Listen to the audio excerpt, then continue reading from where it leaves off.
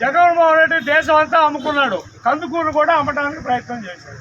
ఇంతవరకు ఇది ఎవరి వల్ల స్టార్ట్ అయింది అనేది బయటకు రావట్లేదు. అందరూ కుమ్మక్కయ్యారు. మీ ఐఓసి వాడు, మా అప్పుడున్న డిపార్ట్మెంట్ వాళ్ళు. అంత అవసరమా? ఈ ఊరు వాళ్ళు కందుకూరు వాళ్ళు ఎవరైనా వచ్చి మిమ్మల్ని అడిగారా మాకు 3వ షాప్ వాళ్ళు? మీరు దయచేసి వాళ్ళకి చెప్పండి. ఇప్పుడు మీరు మాకేమి తెలియదు సార్, మేము కాంట్రాక్టర్ కాబట్టి మేము ఇంజనీర్ అన్నారు కాబట్టి నెక్స్ట్ టైం థర్డ్ పార్టీ కానీ 4th పార్టీ కానీ 10th పార్టీ అయినా మేము వస్తాం. ఇక్కడ రావాలంటే దీంట్లో అడుగు పెట్టాలంటే మళ్ళీ ఫ్రెష్గా ఈ గవర్నమెంట్ ఆర్డర్ ఇవ్వాలి. ఈ గవర్నమెంట్ ఆర్డర్ కనుక ఇవ్వాలంటే ఈ గవర్నమెంట్ కూడా మేము పోరాడతాం. దాని గురించి ఇక్కడ ఇది పబ్లిక్ పర్పస్. ఈ ఆఫీసులు అన్నీ ఉన్నాయి, రమారవి 7-8 ఆఫీసులు. వాళ్ళందరూ వచ్చిన జనాలను ఎడిపోవాలా. మీరు ఇక్కడ వస్తే ఓ పక్క ఏమో రెడ్లు పెట్టారు, ఓ పక్క ఏమో పంతులు పెట్టుకుంటారు, ఓ పక్క దాన్ని ఏమంటారు ట్యాంకర్ పెట్టుకోవాలి. నీళ్ళు తగలబెట్టి ఇక్కడ ఉన్న వాళ్ళందరూ తగలబడాలి. తర్వాత బయట ఈ రోడ్డు ఉంది. మీరు ఇక్కడికి ఒక 300 యార్డ్స్ దూరం, 300 మీటర్స్ దూరంలో ఒక ఐఓసి పెట్టండి. ఇకపోతే ఇంకొక 500 మీటర్లో ఆమూరు రోడ్లో ఉన్నది ఐఓసి. అది కూడా ఐఓసి 3 కందుకుంటా ఉంది. 3 పక్కన ఎందుకు కావాలి? ఎవరు ఆయన? ఎవరు ఇప్పుడు మాట్లాడిన ఆయన? మా ఇంజనీర్. మీ ఇంజనీర్ అయితే మీ థర్డ్ పార్టీ వాడా? ఇండియన్ ఆయిల్ కంపెనీ వాడు. అవును, వాడు రాకుండా మిమ్మల్ని ఎందుకు పంపించారు? ఇండియన్ టీపీ అప్రూవ్ మరి నువ్వేమో నాకు సంబంధం లేదు, నేను థర్డ్ పార్టీ అంటావు.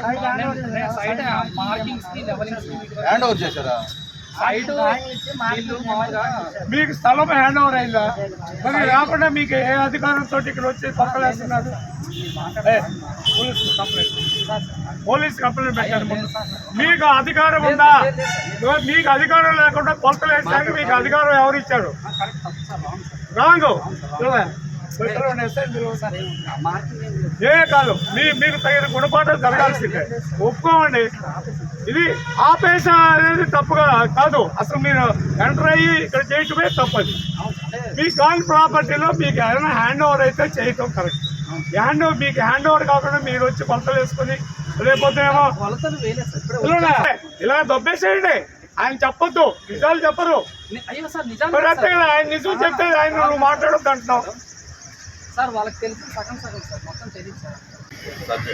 హలో, శ్రీనివాస్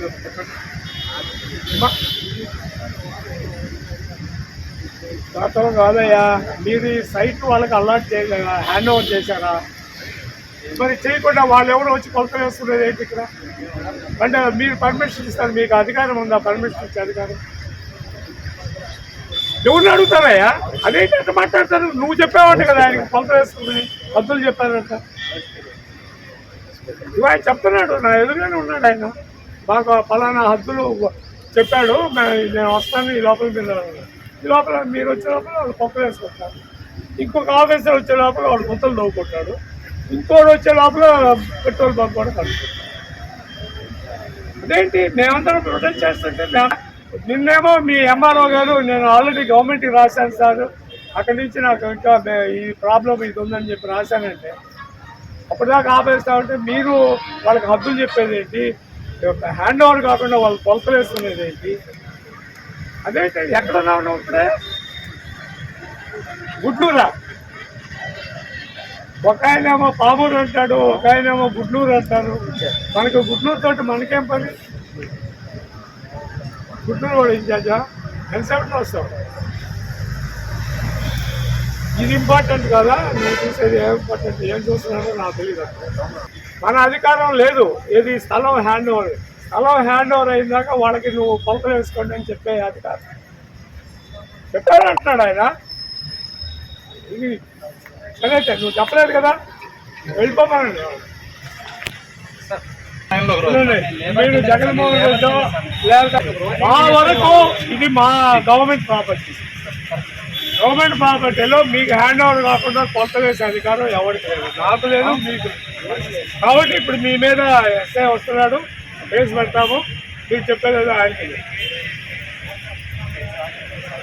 వెళ్ళిపోతున్నాను సార్. వెళ్ళిపోవడం అసలు మీరు దీంట్లో అడుగు పెట్టడమే తప్పు.